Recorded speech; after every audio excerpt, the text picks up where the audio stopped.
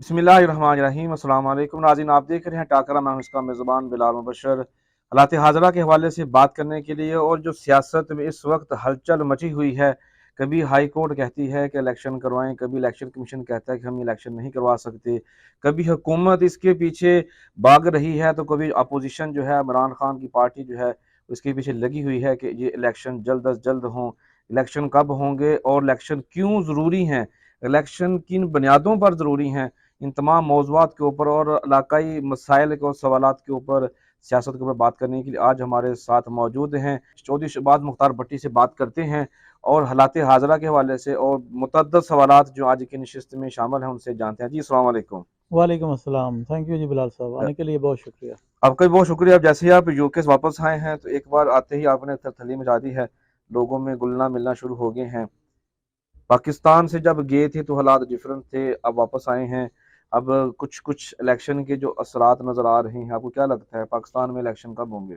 पाकिस्तान में इलेक्शन इंशाल्लाह जो एक आइनी मुद्दत है 90 दिन की, उसके अंदर होने चाहिए। जी जी। और हम तवक्को करते हैं कि ये 90 दिनों के अंदर ही होंगे। आज हाई कोर्ट ने भी ये अपना फैसला सुना दिया है चंद घंटे पहले कि इलेक्शन 90 दिन के अंदर ही होंगे। और होने भी चाहिए। क्यों ना हो, कोई वजह नहीं है।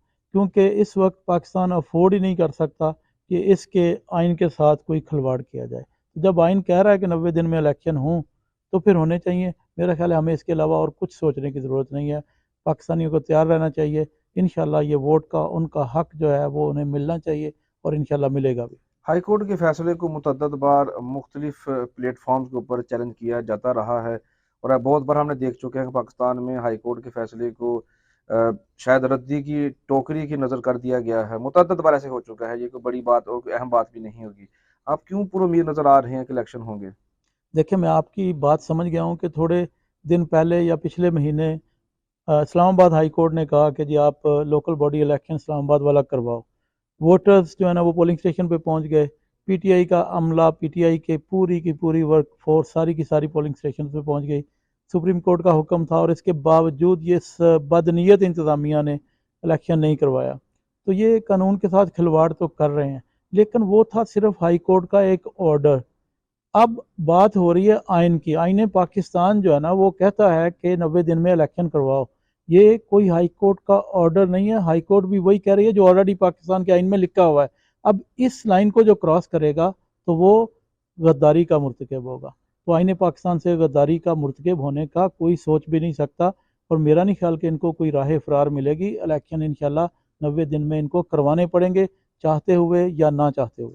राना सनाउल्लाह के बारे में जिस तरह के मशहूर है, वो पकड़ दकड़ में माहिर हैं और अपने मुखालफिन को जेर करने में कोई कसर नहीं छोड़ते। हर वो जो एक सतह होती है उससे गुजर जाते हैं और अपने मुखालफिन को वो निशाना बनाते हैं। कैसे लगता है कि वो आर्टिकल 6 की जो है ना वो पासदारी करेंगे, उस कानून को मानेंगे और आर्टिकल 6 उनके ऊपर लागू नहीं होगी, क्योंकि उनके होते हुए या शहबाज शरीफ के होते हुए इलेक्शन 90 दिनों में होता हुआ नजर नहीं आ रहा। एक पुरअमन पाकिस्तान का शहरी होने के नाते और इस मुमलकत खुदादाद में इसका बाशिंदा होने के नाते, आइन पाकिस्तान वो आइन है जिसके तहत इसका निज़ाम चल रहा है। जी और जी। किसी को ये अथॉरिटी नहीं है कि वो इस आइन को तोड़े। मुशर्रफ ने इस आइन के साथ खिलवाड़ किया, और देखें कि उसको मौत भी इस ज़मीन पे नसीब नहीं हुई। वो बाहर, यानी आउट ऑफ कंट्री जो है ना उसकी डेथ हुई। और फिर ये जिस तरह से आजकल इनकी इस्टेब्लिशमेंट की सुप्रीमेसी चल रही है, तो ये ले आए उसे और किस तरह से उन्होंने दफन किया। अगर कोई डेमोक्रेटिक गवर्नमेंट होती तो हो सकता है उसे ये वतन की ज़मीन भी दफन होने के लिए नसीब ना होती। तो इनमें इतनी जरूरत नहीं है कि आइन के साथ इस तरह खिलवाड़ करें। ना अदालतें इसको कबूल करेंगी और पाकिस्तानी अवाम इसको कबूल करने के लिए तैयार नहीं है। इवन के पीपल्स पार्टी में जरदारी और बिलावल भी कह चुके हैं कि इलेक्शन टाइम पे होने चाहिए। हम अगर पहले इलेक्शन होने के कायल नहीं है तो इलेक्शन को डिले करने के कभी कायल नहीं है। तो ये तो इवन के पीडीएम के अंदर की आवाज़ भी है कि इलेक्शन टाइम पे होने चाहिए। अब रहा दोबारा से आपका सवाल कि 90 दिनों में ये कैसे करेंगे इलेक्शन। राना सनाउल्लाह का जो एटीट्यूड है वो बियॉन्ड आइन है। वो तो मतलब अपने आप को जो ना अबव द लॉ समझ रहे हैं। लेकिन यही राना सनाउल्लाह हैं जिनको इसी इस्टेब्लिशमेंट ने किस तरह से घसीटा था और कौन कौन से जो ना मामला इनके साथ हुए थे। तो वक्त को भूलना नहीं चाहिए, ये ऊपर नीचे चलता रहता है। आज वो इस्टेब्लिशमेंट का खिलौना बने हुए हैं। और इसी इसी गुमान में है कि शायद उनकी मर्ज़ी चल रही है, लेकिन शायद कोई उनसे ये सब करवा रहा है और बहुत जल्द उनको शायद एहसास भी हो जाएगा। जी। राना साहब को भी मशवरा है कि वो कानून के साथ खिलवाड़ ना करें। पाकिस्तान की अवाम का ये हक है, हक राय दही और इंतखाबात का हक, वोट देने का हक और अपने नुमाइंदे मुंतखब करने का हक ये पाकिस्तानी अवाम का है। इस हक को उनसे कोई नहीं छीन सकता। जिसने ये हक उनसे छीना, अवाम उन्हें कभी माफ़ नहीं करेगी। अल्टीमेटली कब तक ये डिक्टेटरशिप चलाएंगे? डिक्टेटर भी आ गया तो उसने भी साल 2 साल बाद फिर भी तो इलेक्शन ही करवाने हैं। पहले से कितने तजर्बे हो चुके हैं, जी, जी। कितनी दफ़ा मार्शल लॉ लग चुका है, लेकिन हल फिर आके इलेक्शन के साथ ही पॉसिबल होता है। तो जब इलेक्शन में जाना ही जाना है और मार्शल लॉ को ये कौम कबूल करने वाली नहीं है, ये जागी हुई अवेक कौम है, तो इस वक्त मेरा नहीं ख्याल कि कोई इतनी बड़ी हिमाकत करेगा कि इस साइन के साथ खिलवाड़ करे। पहले वो कर तो चुके हैं, एक अनडिक्लेयर्ड मार्शल लॉ तो लगा हुआ है, लेकिन फिर भी अभी भी पॉसिबिलिटी है कि हम वापस एक बेहतरी के रास्ते की तरफ गामजन हो जाएं। आप कारोबारी शख्सियत हैं, आपके कारोबार में अक्सर ऐसा होता है कि अगर आप कोई काम डिले करते हैं उसके पीछे कोई रीज़न होती है, या अमले का फुकदान या नॉलेज का फुकदान या मेन पावर जो आपको रिक्वायर्ड होती है उस टास्क को पूरा करने के लिए वो अवेलेबल ना हो, या मुल्क की सिचुएशन या कंपनी की सिचुएशन इस तरह की ना हो, तो फिर कोई काम डिले होता है। क्या वजह है कि जो हुकूमत है या इलेक्शन कमीशन ऑफ पाकिस्तान है वो इलेक्शन को डिले करने के चक्कर में है? देखें, election commission of Pakistan Pakistan जो है ना, वो तो इस हुकूमत की एक सब्सिडरी है, इसकी एक पपट है। उनको फिर फवाद चौधरी साहब ने मुंशी कह दिया था तो उन्हें गुस्सा भी लगता है, लेकिन वो असिस्ट कर रहे हैं इस गवर्नमेंट को। ठीक है, जी। जब वो इस गवर्नमेंट को असिस्ट कर रहे हैं, जो ये चाहते हैं वो फ़ौरन कर देते हैं। उनकी अपना एज ए अदारा जो एक उनका कॉन्स्टिट्यूशनल राइट है कि मुल्क में इलेक्शन का इनेकाद करवाया जाए, उसके लिए तैयारी की जाए और हर वक्त जब भी इलेक्शन होने हों तो उनको मुस्तैद रहने की हिदायत है। उनके अंडर कर दी हुई है आईने पाकिस्तान ने पूरी की पूरी कंट्री की इस्टेब्लिशमेंट, और तमाम अदारे अगर उन्होंने इलेक्शन करवाना है तो उन्हें कोई रिफ्यूज़ नहीं कर सकता। जी फौज कहे जी, जिस तरह ये लेटर दिखा रहे हैं कि GH के हमने सिक्योरिटी नहीं देनी, तो ऐसा कोई बात नहीं है। कोई भी इस तरह करने का हक नहीं रखता कि जब वो इलेक्शन करवाना चाहें तो वो इनके साथ तावन ना करें। तो इलेक्शन तो होगा और इसी इलेक्शन कमीशन ने करवाना है, लेकिन ये कुछ जो बदनीयत किस्म के जो लोग मुसल्लत हुए हुए हैं अदारों के ऊपर, ये उन्हीं की कारस्तानी है और वो ये समझ रहे हैं कि ये हमेशा इसी तरह चलता रहेगा।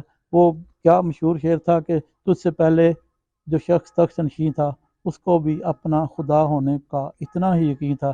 तो ये कितने खुदा यहाँ पे बनने की कोशिश में दुनिया से मिट गए और ये क्या कहते हैं कि मैं बहुत अहम था, ये मेरा वहम था।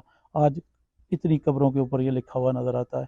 तो इनको भी समझना चाहिए कि दुनिया हमेशा रहने के लिए नहीं है। इसमें इस दुनिया के और अल्लाह के बनाए हुए कुछ असूलों के मुताबिक अपनी ज़िंदगी गुजारें।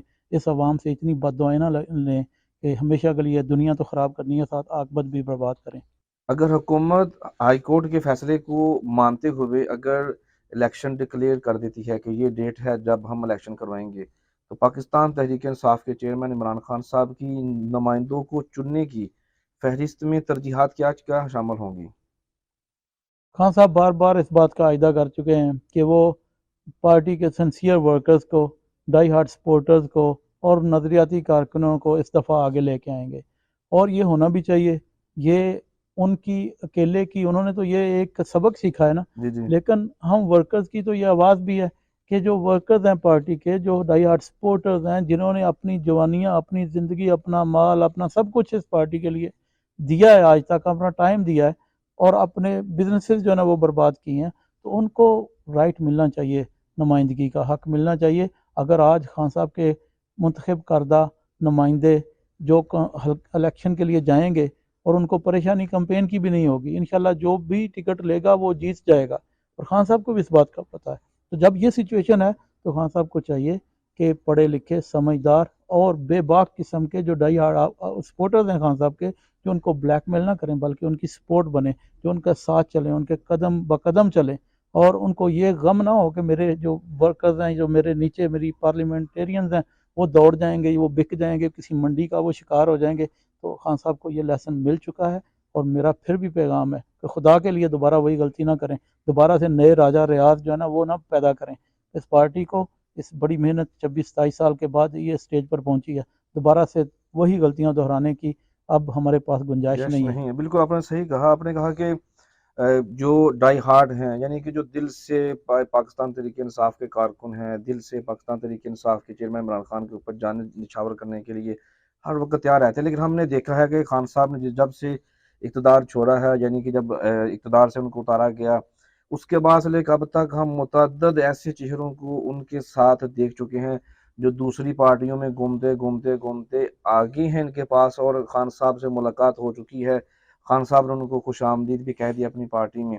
जो इलेक्टेबल आ चुके हैं उनकी पार्टी में, यानी कि आपकी पार्टी में आ चुके हैं, खान साहब उनको फिर कहाँ लेकर जाएँगे, अगर वो अपने पुराने वर्कर को सपोर्ट करेंगे? मेरा ख्याल है खान साहब को अब इलेक्टेबल्स की ज़रूरत नहीं है और ना ही उन्हें सोचना चाहिए उन्हें कहाँ लेके जाना है। उन्होंने पाकिस्तान को लीड करना है और पाकिस्तान को आगे लेके जाना है।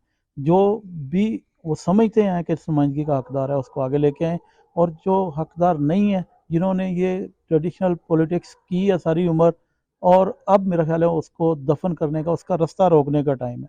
अगर अब भी उसका रास्ता ना रोका गया और वही ट्रेडिशनल पुराने स्टाइल के जो पॉलिटिशियंस हैं, जो लोगों को किसी न किसी तरह से मरऊब कर लेते हैं, किसी न किसी तरह से केसेस में फंसा लेते हैं, लोगों के ट्रांसफ़र करते हैं, पोस्टिंग करते हैं, पर्चे करवाते हैं, उनको रिहा करवाते हैं, लड़ाइयाँ करवाते हैं, फिर सुलह करवाते हैं। अगर उसी एटीट्यूड और माइंडसेट के लोगों को दोबारा से खान साहब लेके आ गए, तो फिर ये पाकिस्तान को आगे लेके चलने में उन्हें दुश्वारी होगी और उन्हें वो टीम नहीं मिलेगी जिसकी उन्हें हमेशा ज़रूरत रहती है। सही है, ये सवाल मेरी तरफ से नहीं है।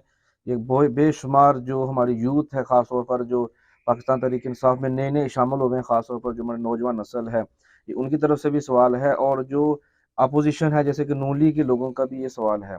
पाकिस्तान तहरीक इंसाफ के नुमाइंदे को कैसा होना चाहिए?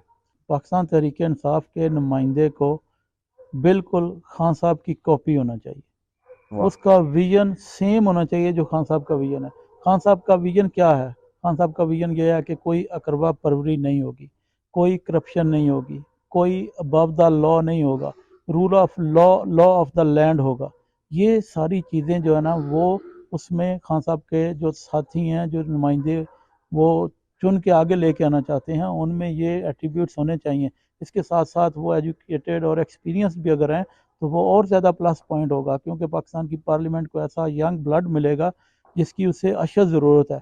यहाँ पे ये एक तरह से कहतुर्रिजाल है, कोई अच्छा बंदा तो पॉलिटिक्स में आना बिल्कुल मुहाल हो गया है, क्योंकि इन्होंने ये गंद इतना ज़्यादा मचा दिया है कि लोग डरते हैं। खान साहब खुद कहते हैं कि जो सीधे और पढ़े लिखे और बिजनेस माइंडेड क्लीन लोग हैं, वो कहते हैं मैं इस गंद में क्यों पढ़ूँ, और वो खुद ही मोटिवेट करते हैं कि वो लोग आएँ। तो मेरा ख्याल खान साहब को थोड़ी सी सोल सर्च करनी चाहिए, और जिन चंद लोगों ने हिम्मत की है सिस्टम में आगे बढ़ने की और इस रिस्क को मोल लिया है और अपनी बहुत ज़्यादा कंट्रीब्यूशन दी है, तो उनको खान साहब को चाहिए कि उनको मौका दें।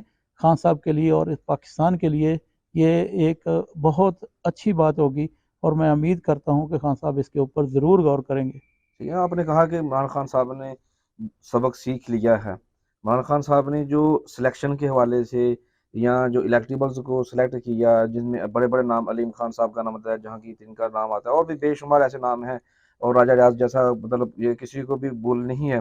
ये सारे लोग वो थे जो कहीं पे भी खड़े हो जाएँ तो ये जी जाते थे। खान साहब अपने साथ लेकर इन्हीं लोगों ने उनके साथ गद्दारी की और यानी कि जो आपकी आपकी पार्टी की तरफ से जो लफ़्ज़ का इस्तेमाल होता है, उन्होंने गद्दारी की और दूसरी पार्टी में चले गए और खान साहब को हराने में उन्होंने अहम किरदार अदा किया। आपको क्या लगता है कि खान साहब ने इस सारे सिनेरियो में क्या सबक सीखा है? इस सिनेरियो में सबक यही सीखा है कि वो बंदे लेके आए आगे जो, और ये तो बिल्कुल वाज़ेह है, जितना भी यंग ब्लड था, जितनी भी यूथ थी, जो नए लोगों को अपॉर्चुनिटी मिली थी पार्टी आने के लिए और सर्व करने के लिए, उनमें से कोई भी नहीं गया। ना उनमें से कोई बिका है, ना कोई झुका है। ये जो मंडी लगी है जिसमें ये जितने भी घोड़े फ़रोख्त हुए हैं, ये सारे वही पुराने हैं जिनको इलेक्टेबल्स के नाम से जाना जाता था। तो ये तो प्रूवन है कि अगर आप जो है ना अपने डेडिकेटेड और सपोर्टर वर्कर्स को आप आगे लेके आओगे, तो वो किसी कीमत पर बिकने के लिए तैयार नहीं है। वो आपके नज़रिए के साथ खड़े हैं, वो पाकिस्तान की बेहतरी के लिए आपके साथ आए हैं और इंशाल्लाह पाकिस्तान को आगे लेके चलने में खान साहब से ज़्यादा मेहनत करेंगे। 2018 की अगर हम बात करें, 2018 के इलेक्शन से चंद माह पहले खैबर पख्तूनख्वा हुकूमत के 25 एमपीज़ को खान साहब ने वफादारी ना निभाने पर पार्टी से निकाल दिया था और ये उस वक़्त का सबसे बड़ा तहलका था कि ये कैसे मुमकिन है कि इलेक्शन सर के ऊपर है और 25 इलेक्टेड जो एमपीज़ थे, हाँ जी। जो कि इनके अपने इन्होंने पहले सेलेक्ट किया, फिर अवाम ने उनको इलेक्ट किया, फिर वो असेंबली में गए उन्होंने 5 साल अपनी असम्बली में पूरे की, उनको बाहर निकाल दिया। फिर वही इसी तरह के 25 एमएनए बिक गए, उन्होंने जाके खान साहब के खिलाफ वोट दे दिया। ये जो 25 का फिगर है, ये कितनी देर तक खान साहब के पीछे लगा रहेगा? मेरा ख्याल है इससे अब जान छूट जानी चाहिए। मैं चाहता हूँ ये 5 भी ना हो, लेकिन ये तत्हीर का अमल है, डेमोक्रेसी आहिस्ता आहिस्ता जो है ना वो पनपती है। तो हमारी जो एक नई जमहूरियत है जिसके ऊपर बार बार शब खून मारा गया है, अभी लेटेस्ट दोबारा से ये रजीम चेंज ऑपरेशन आपके सामने एक मिसाल है। ये भी लोगों का जो इलेक्टेड नुमाइंदा था करोड़ों लोगों का, उसको जो है ना वो घर भेज दिया, और बगैर वजह के, सिर्फ इस वजह से कि वो पाकिस्तान की बेहतरी और पाकिस्तानी अवाम के भलाई के मंसूबे जो है ना वो बना रहा था, वो दुनिया में इंसानियत के लिए, मुसलमानों के लिए काम कर रहा था, आवाज़ उठा रहा था, तो उसको घर भेज दिया। तो ये मेरा ख्याल है कि ज़्यादा देर अब नहीं चलेगा।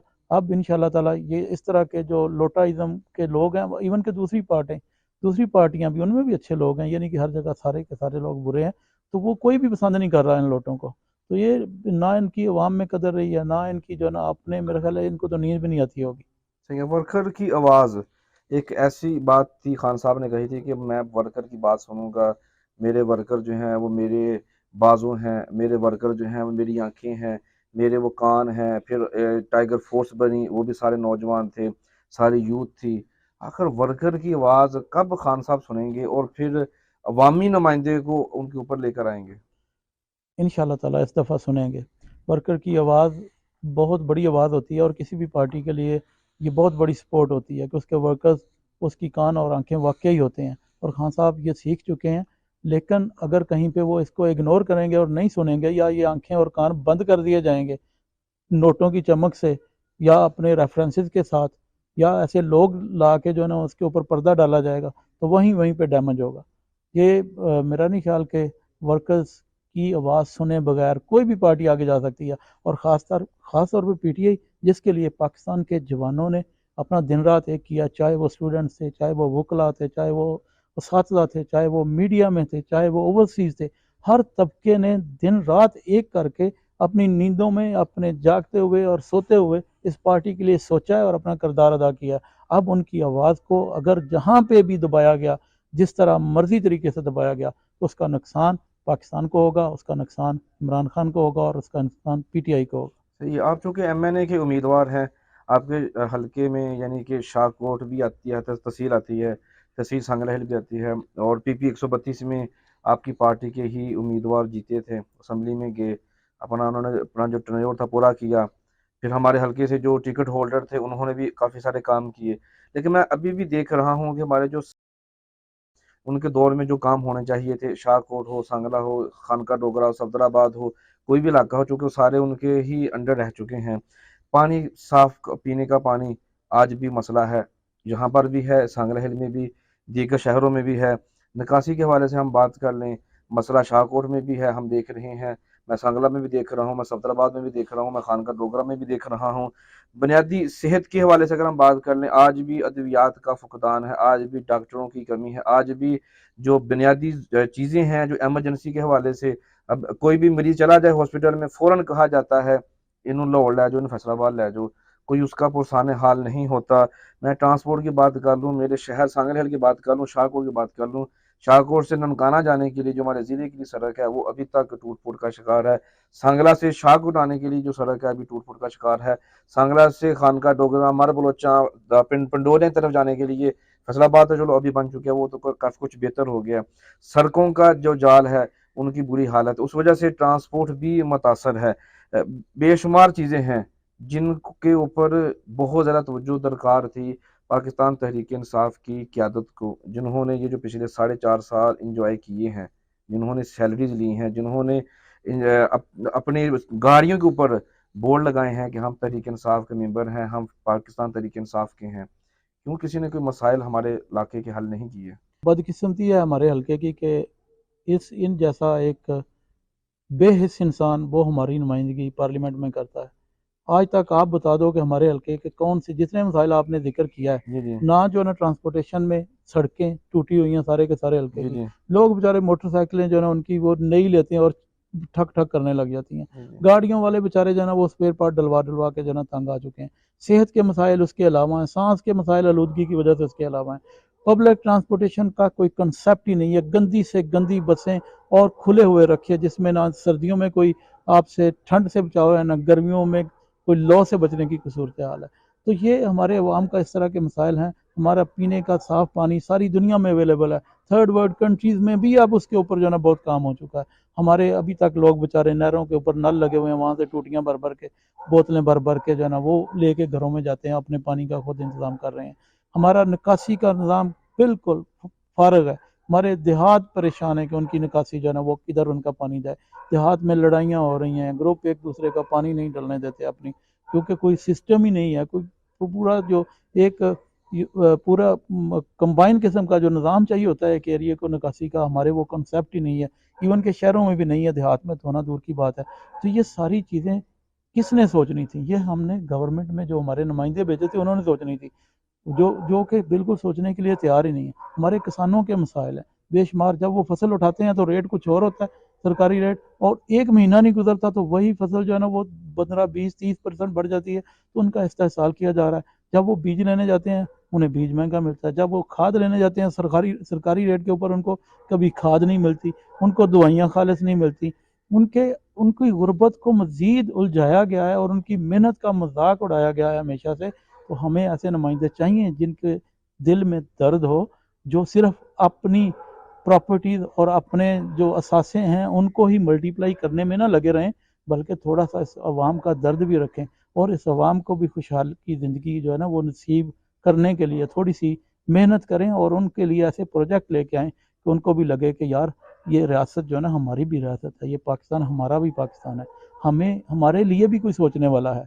लेकिन यहाँ से बदकिस्मती से ऐसी सोच ना तो परवान चढ़ी है, ना लोगों को इस बात की अवेयरनेस है कि उनके राइट्स के ऊपर कैसे डाका डाला गया है, उनके नाम के ऊपर कौन कौन से प्रोजेक्ट निकाले जाते हैं, किस तरह से वो पैसा गबन किया जाता है, और जो थोड़ा बहुत लगता भी है वो भी इतनी ज़्यादा कमीशन और परसेंटेज के बाद वो इतना लो स्टैंडर्ड का काम होता है कि लोगों बेचारों के हाथों में कुछ नहीं आता, सिवाय इसके कि वो बस टैक्स देते रहें, टैक्स देते रहें और टैक्स देते रहें। 5 फरवरी को यौम यकजहती कश्मीर रैली निकाली गई पाकिस्तान मुस्लिम लीग नून की तरफ से।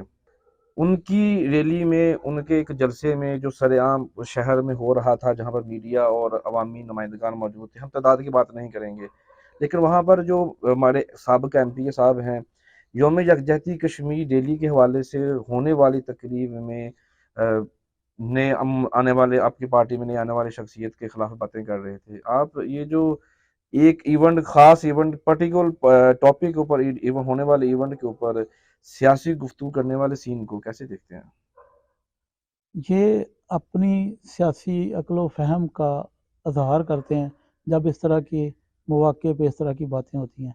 तो वो आप मेरे से बेहतर जज कर सकते हैं कि इस तरह के मौके पे, ऐसे इवेंट पे, ऐसे एक कश्मीर सॉलिडारिटी डे के ऊपर कश्मीर के मतलब बात करने की बजाय वो इसलिए बात नहीं करते कि उन्होंने कश्मीर के लिए किया क्या है, कश्मीर में उनकी क्या कंट्रीब्यूशन है, सिवाय इसके कि एक इशू बना के उसके ऊपर वजारत बना के उसके मज़े लेने के अलावा इन्होंने कश्मीर का नाम कहीं पे अपने फ़ायदे के लिए तो यूज़ किया होगा, लेकिन कश्मीर की आज़ादी के लिए और पाकिस्तान के कश्मीर से सॉलिडारिटी और यकजहती के लिए तो कभी भी नहीं इन्होंने किया। तो इसलिए इनसे क्या तवक्को की जा सकती है? तो ये पर्सनल पॉइंट स्कोरिंग का जहाँ पे मौका इन्हें मिले, डज़न्ट मैटर कि कौन सा मौका है, कौन सा शहर है, कहाँ पे खड़े हैं, ये करेंगे। बस वही बात करेंगे। आज से कुछ माह पहले एक लेटर जो जारी हुआ था, जो कि पाकिस्तान तहरीक-ए-इंसाफ की जो मकामी क़यादत की तरफ से, कि हमें इम्पोर्टेड उम्मीदवार जो है ना वो नहीं चाहिए, जिनमें आपका नाम भी शामिल था, चूँकि आप भी एमएनए के उम्मीदवार हैं, अरशद साही साहब भी हैं और मियां आतफ साहब भी हैं। तो आपने लिख के दिया कि हमें कोई भी इम्पोर्टेड उम्मीदवार नहीं चाहिए, जिस तरह के पहले माज़ी में होता रहा है। एक तो नया उम्मीदवार आ चुका है, यानी कि तारा बाजा साहब की पाकिस्तान तहरीक-ए-इंसाफ में शमूलियत पर आप क्या कहना चाहेंगे? देखिए जी, पॉलिटिकल पार्टीज़ के अंदर ख़ास तौर पे पीटीआई के अंदर इस वक्त जिसने भी एंट्री की है वो अपने ज़ाती मफाद के लिए की है और अपने वोटर सपोर्टर्स से मजबूर होकर की है, क्योंकि हमें तो डायरेक्टली लोग बताते हैं आगे कि हमने ये कहा, हमारा ये वादे पैगाम है कि टिकट के बगैर हमारे पास ना आना। ठीक है, तो ये एक पब्लिक प्रेशर है, पब्लिक की एक वेव है सिंपथी और सपोर्ट की इमरान खान के लिए, पाकिस्तान के लिए, कि जो सीजनल पॉलिटिशियंस हैं, जो पुराने जो सियासतदान हैं, उनको ये बहुत ज़्यादा अट्रैक्ट कर रही है, उनके लिए ये एक बहुत बड़ा अचीवमेंट है कि वो ऐसी पार्टी का हिस्सा बन जाएं और उसकी फिर नॉमिनेशन हासिल कर लें, कि ताकि बैठे बिठाए बगैर कुछ एफर्ट के उन्हें सीट जो है ना वो जीत के पार्लियामेंट में पहुंच जाएं, क्योंकि पार्लियामेंट इंजॉय करने की इनकी आदत बन चुकी है, उसके बगैर अब इनका गुजारा नहीं होता। तो रास्ता जो भी हो, जो अपॉर्चुनिटी जहाँ से मिलती है उसको अवेल करने के लिए ये कोशिश करते हैं। लेकिन मेरा ख्याल है कि खान साहब बहुत सोच समझ कर फैसले करेंगे। हमें उनके ऊपर एतमाद है कि इस तरह की जो अब एंट्रीज हैं जो कि सिर्फ अपने मकसद के लिए, अपने मकासद के हसूल के लिए, पार्लियामेंट में जाने के लिए एक आपको ज़रिया बनाने का जो ख्वाब लोग देख रहे हैं, उनको कैसे रोकना है, ये खान साहब की ज़िम्मेदारी है और पीटीआई की ज़िम्मेदारी है। उम्मीद है कि वो इस ज़िम्मेदारी को निभाएंगे। बाकी आपने बात की एंट्री की, अगर तो कोई खालिस्तान पीटीआई के लिए पीटीआई में एंटर हो, जहाँ से जैसे भी हो, हम उसको वेलकम करते हैं। और वो पीटीआई के साथ खड़ा रहे, पीटीआई के नज़रिए के साथ खड़ा रहे, साबित करे कि वो पाकिस्तान और इमरान खान के लिए खड़ा है। तो हमें तो वो दिलो जान से कबूल है। हम कौन होते हैं कबूल करने वाले? इस मुल्क के में इसकी बेहतरी के लिए हिस्सा डालने में अगर कोई आता है तो वेलकम भाई, मोस्ट वेलकम। लेकिन ट्रस्ट गेन करना जो है ना वो ज़रूरी है, और ट्रस्ट गेन करने के लिए आपको कुछ ना कुछ करके दिखाना पड़ता है। और मेरा ख्याल है कि सारे समझते हैं कि क्या करने की ज़रूरत है। वो खड़े रहें पार्टी के फैसले के साथ, तो उससे उन्हें भी फ़ायदा है और पीटीआई को भी फ़ायदा है। अगर वो खुद ही जो है ना वो चारों तरफ उछलते फिरेंगे तो फिर ज़ाहिर है उनके लिए भी नुकसानदेह है। और पार्टी तो इंशाल्लाह, इसको कोई चैलेंज नहीं है, ये सीटें हमारी जीती हुई हैं इंशाल्लाह ताला, उम्मीदवार जो भी हो। सही, कुछ ऐसे बयानात हैं जो मेरे शहर संग्रहल के नामवर शख्सियात ने दिए हैं, मुख्तलिफ हैं। मैं चाहूँगा उनके ऊपर आप अपनी राय का इजहार करें। कर्नल लेफ्टिनेंट मानत अली रिटायर्ड, उनका एक तजिया था जो 6 सितंबर से पहले जो प्रोग्राम मैंने किया था, उसमें उन्होंने कहा था, जब मैंने तब तारक बाया साहब पार्टी में नए नए आए थे, उनका कहना है कि अगर तारक बाजवा को पीटीआई में टिकट मिल भी जाए तब भी वो इलेक्शन हार जाएंगे। इस पे आप क्या कहेंगे?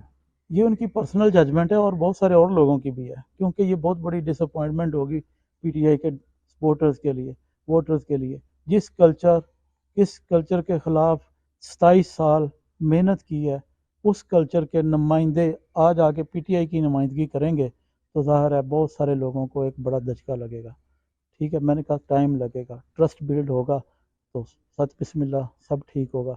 लेकिन अगर लोग उसको सही नहीं समझेंगे, जिनके अपने पर्सनल एक्सपीरियंसेस हैं, जिनके पर्सनल ग्रीवियंसेस हैं, जो डायरेक्टली इफेक्ट हुए हुए हैं वन वे और अदर, ठीक है, ऐसी शख्सियात से और ऐसे लोगों से, तो ज़ाहिर है ऐसे लोगों को माफ़ करना, और ऐसे लोगों के ख़िलाफ़ ही तो पीटीआई ने स्ट्रगल की थी। अगर पीटीआई कहती है कि आज आके उन्हीं को जो है ना वो वोट डाल दो, वही बात होगी ना खान साहब जो कहते हैं, जिस तरह कि जिनको आप हमेशा से चोर कहते थे, आज उनको हमारे सर पे बिठा दिया और अब कहते हो इन्हें अच्छा कहो। सेम सिचुएशन है कि जिनको सारी अवाम जो है ना जिनके खिलाफ स्ट्रगल करती रही है, अब खान साहब उधर वो इस्टेब्लिशमेंट कर रही है, इनको सलाम करो, इनको जो है ना वो सपोर्ट करो। तो ये सिमिलर सिचुएशन अगर हमारे हल्के में भी होगी, तो खान साहब ने तो हमें ये सिखाया है कि इसको कबूल नहीं करना है। सही है। अगर हम इलेक्शन के हवाले से बात करें तो जैसे कि तारक बाया साहब का जिक्र चल रहा है, चाहता हूँ कि उनसे रिलेटेड 2-3 सवाल करके फिर आगे चलो चलो जाऊँ। उनसे अगर पूछते हैं तो उन्होंने कहा था कि मैं एमएनए का उम्मीदवार हूँ, और जो कि गैर मुसद्दक़ा इत्तलात के मुताबिक वो बैरिस्टर मियां ज़फ़रुल्लाह साहब को अपने साथ बतौर एमपी लेना चाह रहे हैं। अगर मियां ज़फ़रुल्लाह साहब बतौर एमपी आते हैं तो ऊपर एमएनए के लिए तारक बाया साहब होंगे। लेकिन हालिया दिनों में एक और खबर ने और तहलका मचाया कि अगर पंजाब हुकूमत में पंजाब के ही इलेक्शन होते हैं तो चौधरी तारक महमूद बाजवा जो कि एमएनए के उम्मीदवार थे वो एमपी का इलेक्शन लड़ते हैं। अगर तारक महमूद बाजवा एमएनए से निकलकर एमपी के इलेक्शन लड़ेंगे तो बैरिस्टर मियां ज़फ़रुल्लाह समेत जो उनके साथ लोग पाकिस्तान तहरीक इंसाफ के बानियान अगर उनके साथ जो अटैच हुए थे वो किधर जाएंगे? ये उनसे पूछे जाके, फिर उनकी अकल और फहम को सलाम है, और फिर जो है ना वो उनकी जजमेंट को सल्यूट है कि किस तरह से वो किस जगह पे जा बैठे हैं। मेरा नहीं ख्याल, और ना मैं ये तवक्को करता हूँ कि ऐसा हो। लेकिन अगर ऐसा होता है तो फिर आप देखिए उनके दिलों पे किस तरह से छुरियाँ चलेंगी। क्या चलेंगी? ऐसा ही है। कोई और शामिल करते हैं।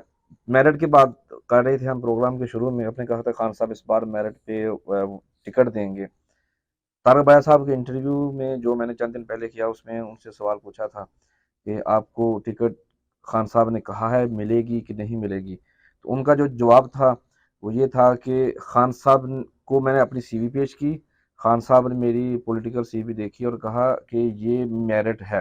उन्होंने ऐसे उन्होंने हाथ हिला के खान साहब ने कहा ये मेरिट है। क्या ये मेरिट है? ये तो बाजवा साहब बता सकते हैं। ये तो बाजवा साहब प्योरली बता सकते हैं, मैं क्या कह सकता हूँ इसके बारे में, क्योंकि ये उनकी आप बीती है, उनकी मीटिंग का एक सिलसिला है। उसके ये अमीन हैं, वो कितना सच कह रहे हैं, मुझे उम्मीद है कि उन्हें सच कहना चाहिए और वो सच कह रहे होंगे। और अल्लाह करे कि ऐसा ही हो। लेकिन मेरिट ये नहीं होता, मेरिट बहुत कुछ होता है, जो मैंने पहले प्रोग्राम के शुरू में बताया कि मेरिट क्या होता है। और मुझे यकीन है, लेकिन हाँ साहब पे हमें ट्रस्ट है। ठीक है, अगर उन्हें बाजवा साहब जो है ना उनका मेरिट नज़र आता है तो वो बाजवा साहब को ले आएंगे। फिर मे भी वो बहुत सारे लोग जो आपने जिस तरह की बात की है, उन लोगों को कैसे मुतमिन करना है, फिर वो एक बड़ा टास्क होगा बाजवा साहब के लिए भी और खान साहब के लिए भी।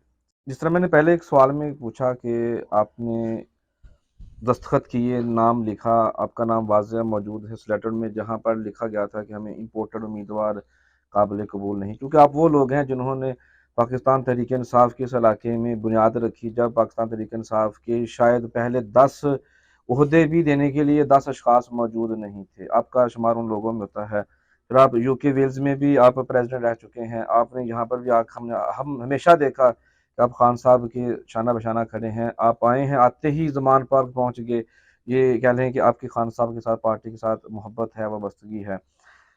चूँकि आपने आपका शुमार उन लोगों में होता है जो कि कह सकते हैं कि एंटी बाजवा हैं, यानी कि जो तारक बाजवा को पाकिस्तान तहरीक इंसाफ में पसंद नहीं करते। ठीक है? यही सवाल मैंने तारक बाजवा साहब से जब पूछा कि अगर आपको एमएनए की टिकट मिलती है और आपके साथ एमपीए किसी ऐसे शख्स को लगा दिया जाता है जो आपकी एंटी ग्रुप में से है, तो आपको अगर फोर्सफुली पार्टी एक नुमाइंदा, अपना मुंतखब करदा नुमाइंदा देती है कि आप इसके साथ इलेक्शन लड़ो, तो तब आपका रद्द-ए-अमल क्या होगा? तो उनका बयान था कि पार्टी मुझे कैसे फोर्सफुली कोई भी नुमाइंदा दे सकती है। इस पे क्या कहेंगे? ये बड़ी आगे की बातें हैं। और मेरा ख्याल है कि कोई बहुत एम्बिशियस होगा, इतना हमें नहीं किसी के बारे में बात करनी चाहिए। इतने बढ़ चढ़ के, ये इसमें बहुत सारी किब्रियाई टाइप की चीज़ आ जाती है। और पीटीआई थोड़ी और तरह की जमात है, हम बहुत अरसे से इसमें हैं। मेरा ख्याल है नए आने वाले भी समझ जाएंगे। बाकी ये कि एंटी हम किसी पर्सनैलिटी के नहीं हैं। हमने क्यों किसी पर्सनैलिटी के एंटी होना है?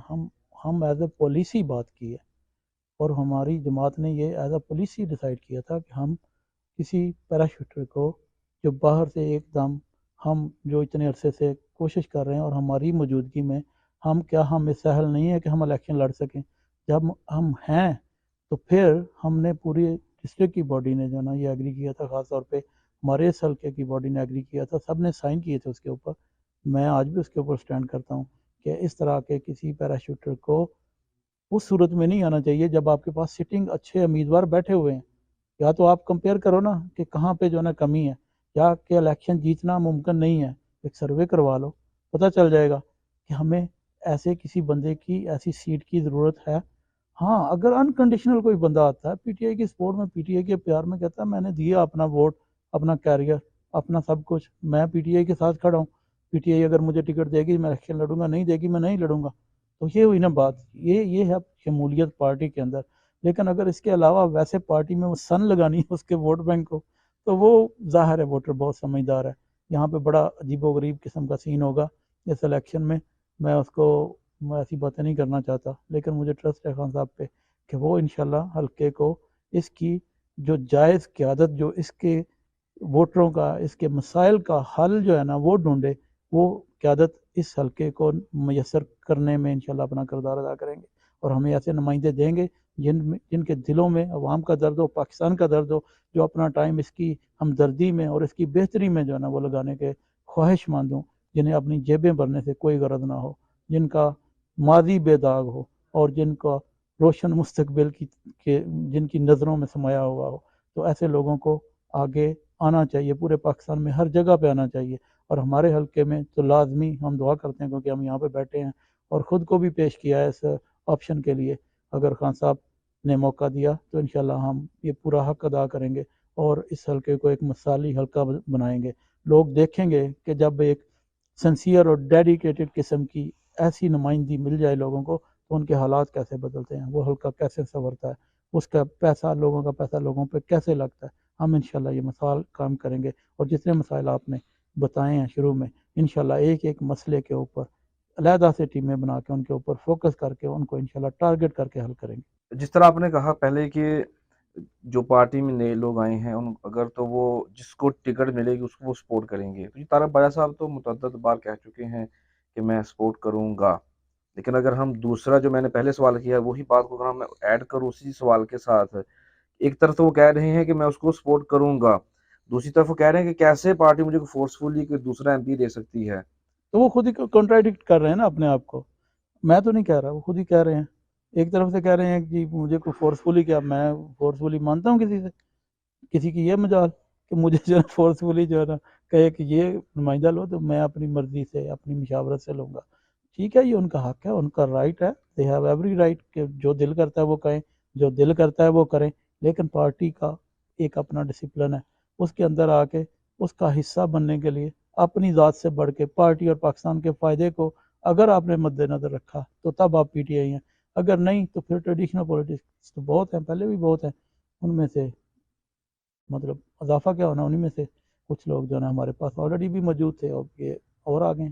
जिस तरह की हम उम्मीद कर रहे हैं कि टिकट के लिए आप भी अप्लाई कर रहे हैं और पहले भी आपने अप्लाई किया है, तो जिस तरह हम देख रहे हैं कि आप पार्टी के लिए और अपने इलाके के लिए लोगों से मिल भी रहे हैं और पार्टी के अब नुमाइंदगान से भी मिल रहे हैं, पार्टी की बड़ी क़यादत से भी मुलाकातें आपकी हो रही हैं और हम दिन ब दिन आपकी सियासत में मज़ीद बेहतरी देख रहे हैं। अगर पार्टी आपको टिकट देती है या आपका नाम उस फ़हरिस्त में आ जाता है कि जिसमें पार्टी अगर मुंतखब करती है कि हम पढ़ी-लिखी क़यादत को, एक कामयाब बिज़नेसमैन को, एक ऐसे आदमी को जो हमारी पार्टी के साथ लॉयल है, तमाम कैटेगराइज़ को अगर इकट्ठा किया जाएगा तो आप उन सब पे पूरा उतरते हैं। लेकिन दूसरी तरफ आप देखते हैं कि आप यूके में रहते हैं, तो लोगों को ये वहम है, लोगों के ज़हनों में है, मुझ समेत लोग जानना चाहते हैं कि आपके पास नेशनैलिटी पाकिस्तान की है या यूके की है? मेरे पास दोनों नेशनलिटीज़ हैं, अच्छा, लेकिन मेंबर ऑफ पाकिस्तान पार्लियामेंट बनने के लिए, नेशनल असम्बली और या प्रोविंशियल असम्बली का मेंबर बनने के लिए आपके लिए ज़रूरी है कि आप किसी और मुल्क के नेशनल ना हो। जी, ठीक है, तो उस सूरत में जब आप इलेक्शन जीत जाते हो तो आपको जो दूसरी नेशनलिटी है, चाहे वो अमेरिका की हो, चाहे वो बरतानिया की हो, चाहे वो यूरोप की हो, वो छोड़नी पड़ती है। सही है। तो वो मैं ऑलरेडी ये कुर्बानी दे चुका हूँ एक दफ़ा, फिर अच्छा, मैंने वापस ली थी। ठीक है, अच्छा, एक ही दफ़ा बंदा वापस ले सकता है, तो मुझे कोई उसमें जो ना दरेग नहीं होगा। मुझे अल्लाह ताला अगर इस मौका देता है अपने लोगों की किस्मत बदलने का, तो इंशाल्लाह ये नेशनलिटी मेरे लिए कोई इशू नहीं है। ये पहले से मैंने तय किया हुआ है कि ये तो मैं छोड़ दूँगा। ज़ाहिर है ये छोड़े बगैर तो आप इस मंज़िल की तरफ बढ़ ही नहीं सकते। नहीं जब आपको पार्टी टिकट देगी तब ही छोड़ देंगी या इलेक्शन जीतने के बाद छोड़ेंगे? पहले कानून ये था कि आपको पहले नेशनलिटी छोड़ के फिर इलेक्शन में जाना होता था। अच्छा, अच्छा, अभी कानून चेंज हो गया है, अब आपने इलेक्शन जीत के पार्लियामेंट में हलफ़ लेने से पहले नेशनलिटी छोड़नी। अच्छा, अच्छा। तो आप पाकिस्तान की खातिर यूके की नेशनैलिटी कुर्बान कर देंगे? इंशाअल्लाह ताला बहुत छोटी चीज़ है, अल्लाह मुझे मौका दे तो। इंशाल्लाह जी। बहुत सारे मसाइल हैं हमारे शहर के जिनका हम पहले ज़िक्र कर चुके हैं। शाहकोट के बेशुमार मसाइल हैं। इन तमाम मसाइल को आखिर में आप किस तरह बयान करेंगे? हमारे मसाइल में लॉ एंड ऑर्डर का बहुत बड़ा इशू है। कानून की हुक्मरानी जो है ना वो कोई नहीं है। थाना कल्चर है और गरीब आदमी बेचारा थाने से आगे से गुजरते हुए भी डरता है। एफआईआर एक प्राइम मिनिस्टर तक की जो है ना वो नहीं कटी, जो एक्स प्राइम मिनिस्टर था। ये हमारे लॉ एंड ऑर्डर की सिचुएशन है।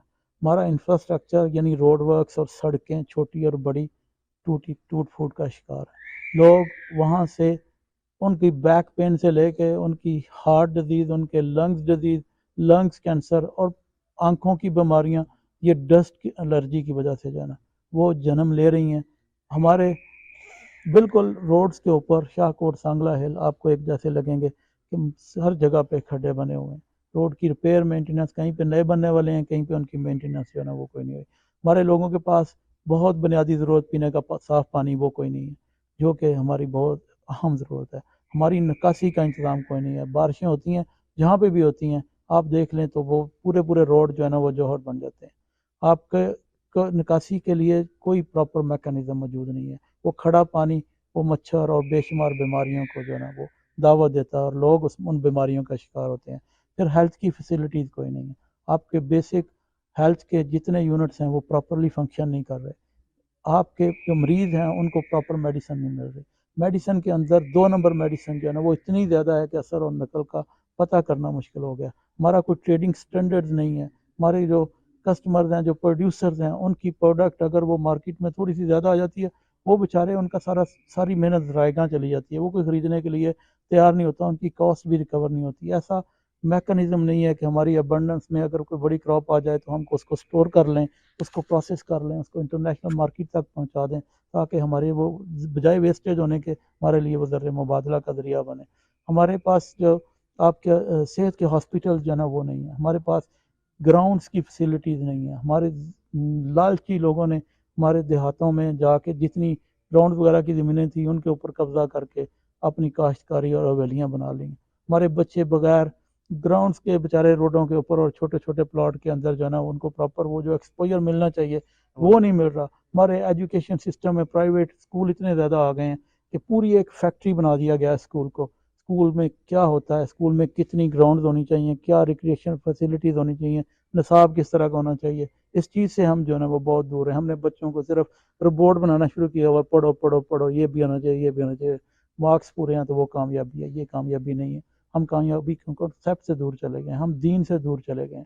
हमारे जो एक इमरान खान का कॉन्सेप्ट था यकसा निज़ाम तालीम का और कुरान पाक की तालीम और इकबालियात की तालीम, वो नई यूनिवर्सिटियों का क़याम, यकसा निज़ाम तालीम जो 3 सेक्ट अभी हमारे चल रहे थे दोबारा उसी तरफ हम चल पड़े हैं। थोड़ी सी कोशिश हुई थी पीटीआई के दौर में कि एक यकसा निज़ाम तालीम पूरे मुल्क में नाफिज हो, लेकिन एक अभी मदरसा चल रहा है, एक सरकारी स्कूल चल रहा है, एक प्राइवेट एक्सपेंसिव और प्राइवेट में भी 3-4 तरह की कैटेगरीज हैं। तो ये सारी की सारी डिवीज़न का हमें शिकार किया गया है। तो हम कैसे एक कौम बनेंगे, कैसे मिल बैठेंगे?